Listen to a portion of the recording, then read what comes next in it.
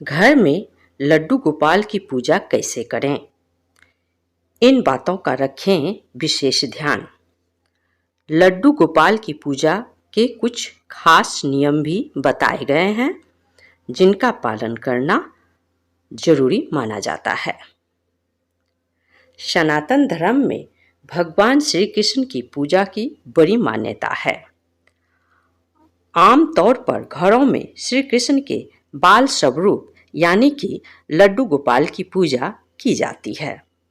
बता दें कि लड्डू गोपाल को श्री कृष्ण का बाल रूप माना जाता है और इनकी मूर्ति भी एक छोटे बालक के जैसी होती है। इसलिए धर्म के जानकारों के मुताबिक जिन घरों में लड्डू गोपाल विराजमान होते हैं उनकी पूजा के दौरान कुछ विशेष नियमों का भी ध्यान रखना आवश्यक होता है। जन्माष्टमी के इस विशेष पर्व पर बाल स्वरूप की खास तरीकों से पूजा अर्चना की जाती है। ऐसा माना जाता है कि जिन घरों में लड्डू गोपाल की पूजा की जाती है वहाँ के अन्य सदस्यों की दिनचर्या की तरह लड्डू गोपाल की दिनचर्या का भी ध्यान रखना चाहिए। आइए जानते हैं क्यों लड्डू गोपाल को बच्चों के समान पालन पोषण किया जाता है और अगर घर में लड्डू गोपाल हो तो किन बातों का ध्यान रखना चाहिए। अधिकतर लोग लड्डू गोपाल की छोटे बच्चे के जैसा सेवा करते हैं और उनकी पूजा भी करते हैं।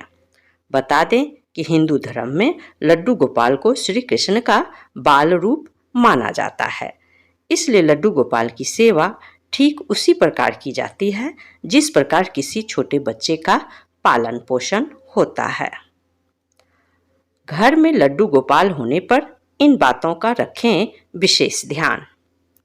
जिन घरों में लड्डू गोपाल की पूजा की जाती है उन्हें रोजाना लड्डू गोपाल को स्नान कराना चाहिए व रोजाना वस्त्र भी बदलने चाहिए।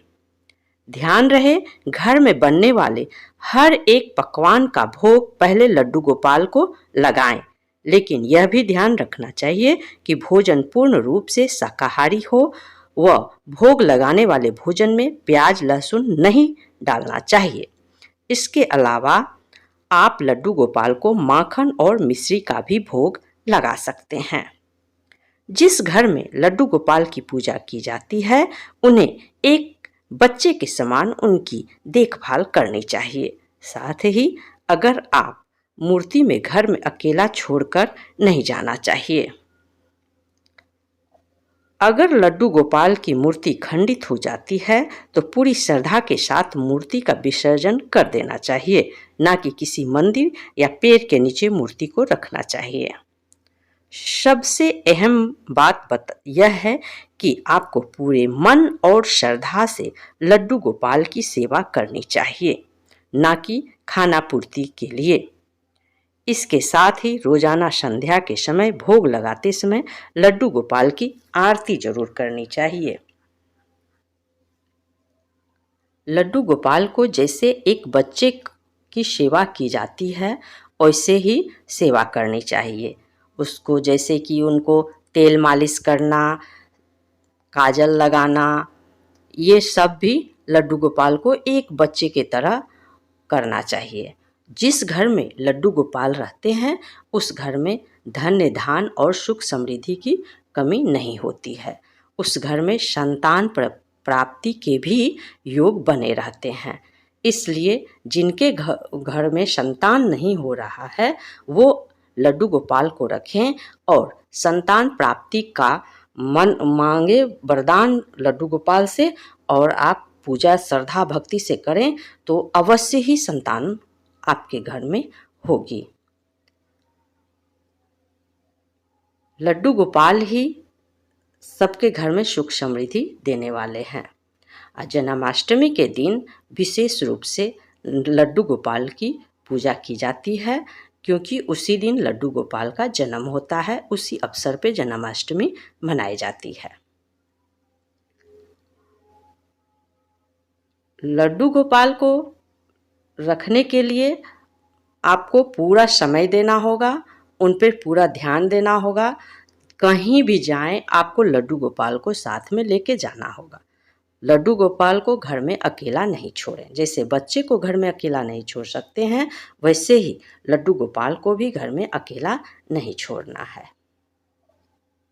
रात में सुलाना है, ठंडी के समय रजाई भी देना है, झूला झुलाना है और मच्छरदानी भी लगाना है ताकि लड्डू गोपाल को मच्छर न काटे। जिस तरह एक बच्चे का अपने घर में लोग रहते हैं, वैसे ही लड्डू गोपाल का भी पूरा सेवा करना है। भोग में तुलसी का दल बहुत ज़रूरी है। लड्डू गोपाल को जब भी भोग लगाएं तो उसमें तुलसी पत्ता जरूर चढ़ाएं। आज बस इतना ही। आपको ये जानकारी कैसी लगी एक कमेंट करके अवश्य बताइएगा। हमारा वीडियो लास्ट तक देखने के लिए आपको बहुत बहुत धन्यवाद।